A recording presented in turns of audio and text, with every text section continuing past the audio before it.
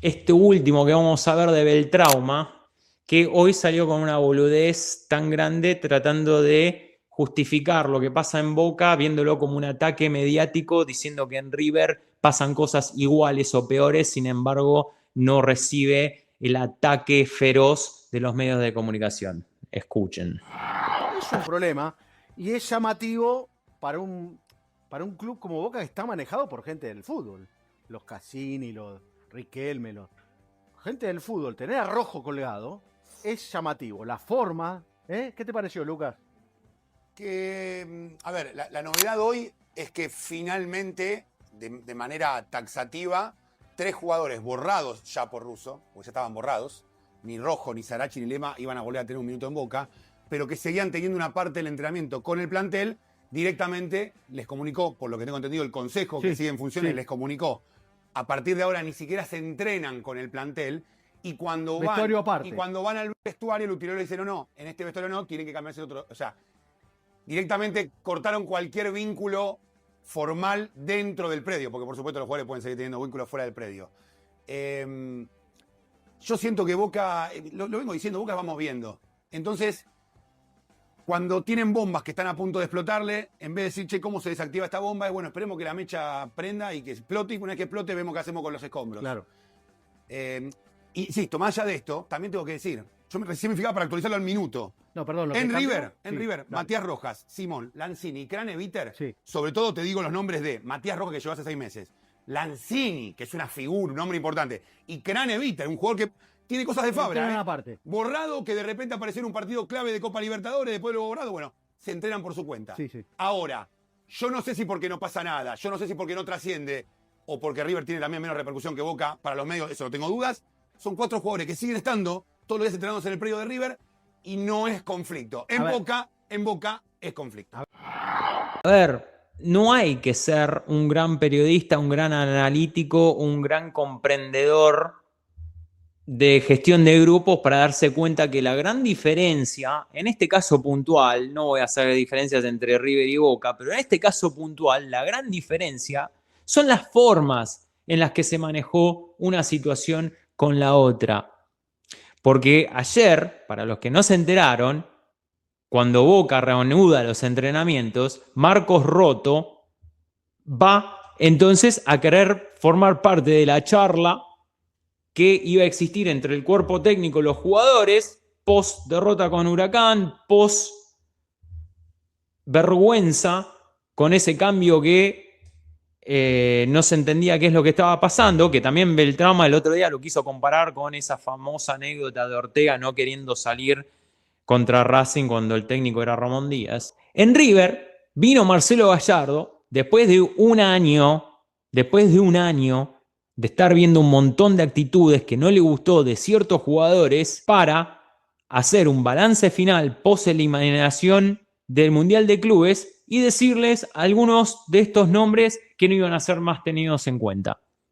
Entonces, los agarró en privado, los miró a los ojos, le dio las razones y a partir de esas razones, después los hizo entrenar a contraturno, pero así habló con Lanzini, con Rojas, que sí es verdad, llegó hace 6 meses, con Tapia, con González Pires y después tuvo otro tipo de conversación con los históricos que van a tener un contrato vencido a fin de año. Punto.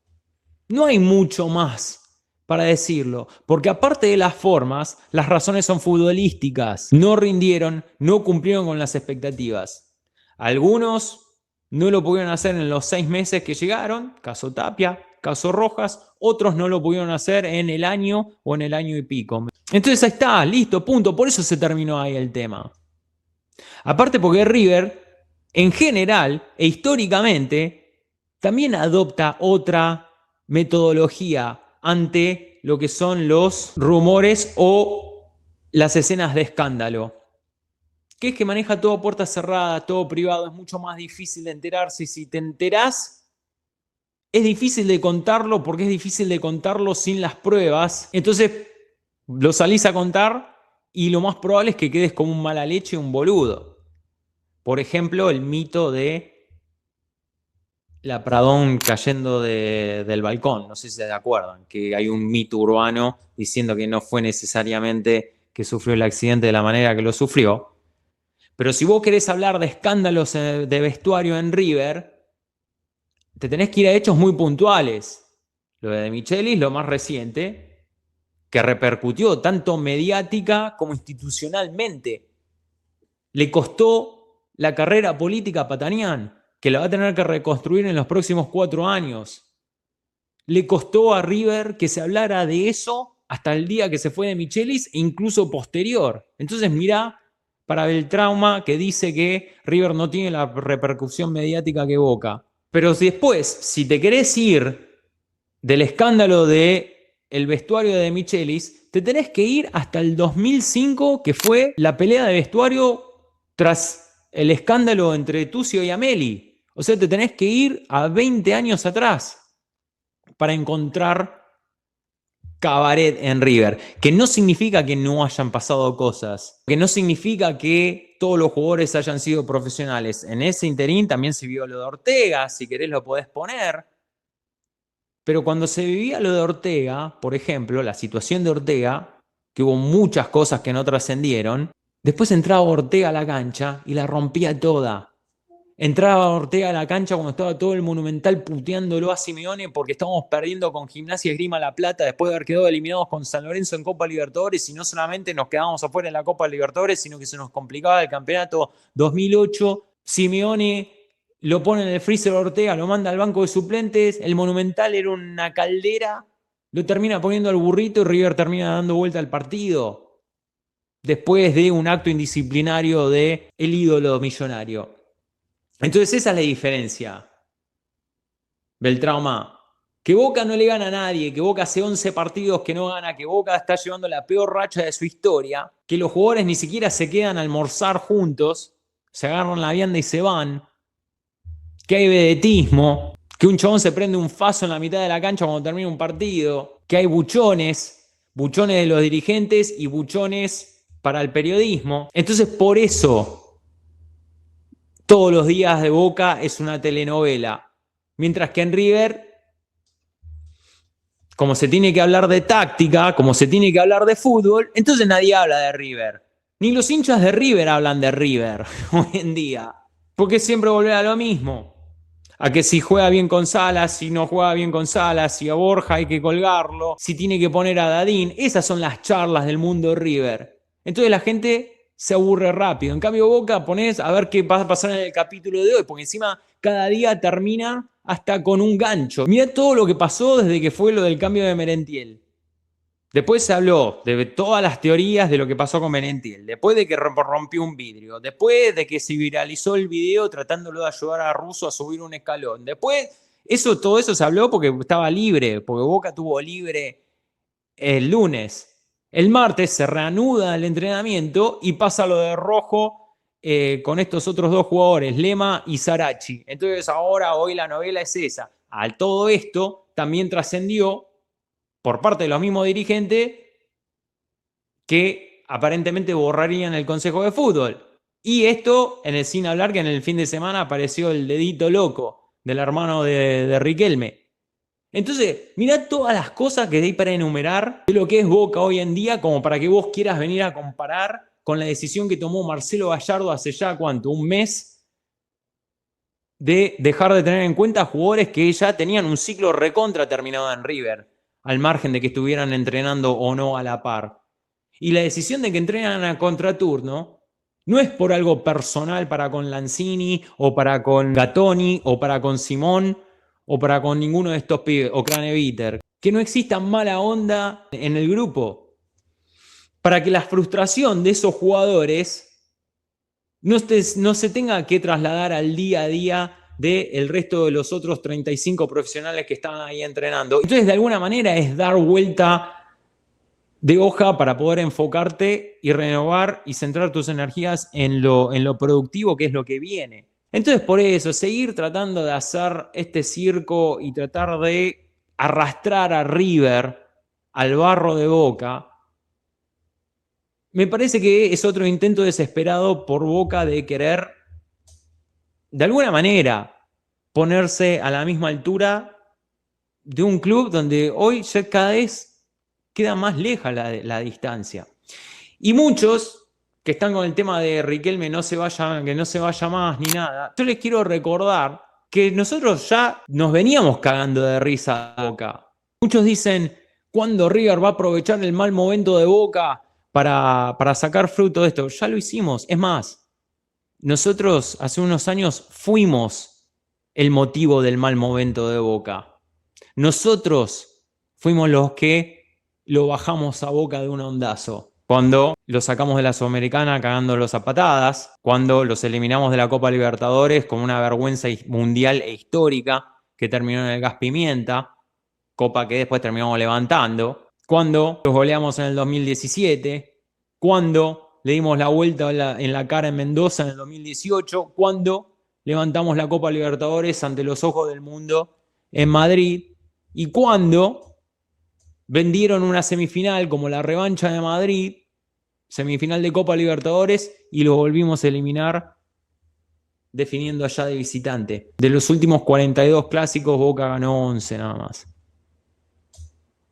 Entonces, River ya se está aprovechando, River ya se aprovechó del mal momento de Boca. River es el mal momento de Boca. Por eso que ya no nos tiene que importar más Boca. Y de hecho, ¿saben cuándo vamos a volver a disfrutar de un clásico con Boca? Cuando ellos también vuelvan a ser competitivos como eran, por ejemplo, en la época esa de donde estaba el otro impresentable de Angelici. Pero festejo más cuando te aparece eso, cuando te aparece un Barro Esqueloto diciendo nadie, porque a nosotros nadie nos supera. Cuando aparece el Boca que tiene que definir el campeonato con vos. ¿De qué me sirve jugar con esto, con este equipo? Con un Boca que vos le tirás los suplentes y también le ganás en la cancha de ellos. Porque les recuerdo que le ganamos con suplentes también, en la cancha de ellos. Con De Michelis como técnico, con el vestuario roto, con todo el escándalo que quieras. Fuimos a la cancha de ellos y le ganamos. Entonces River es el mal momento de Boca. Ahora, que ellos, mientras ellos se queden en el mal momento, nosotros lo que tenemos que hacer es dejar de tener nuestra atención solamente en su fracaso, porque nosotros, como River, tenemos que ganar por River, no para aprovechar el mal momento de Boca. Nosotros tenemos que seguir haciendo grande a River. Y en esa grandeza van a estar implícitas más victorias contra Boca. Entonces, por eso yo siempre digo fijémonos lo que estamos haciendo nosotros, porque en los últimos años solamente ganamos 2 campeonatos locales. En los últimos 7 años, después de Madrid, ganamos 2 campeonatos locales. Nada más, ya está, se terminó ahí.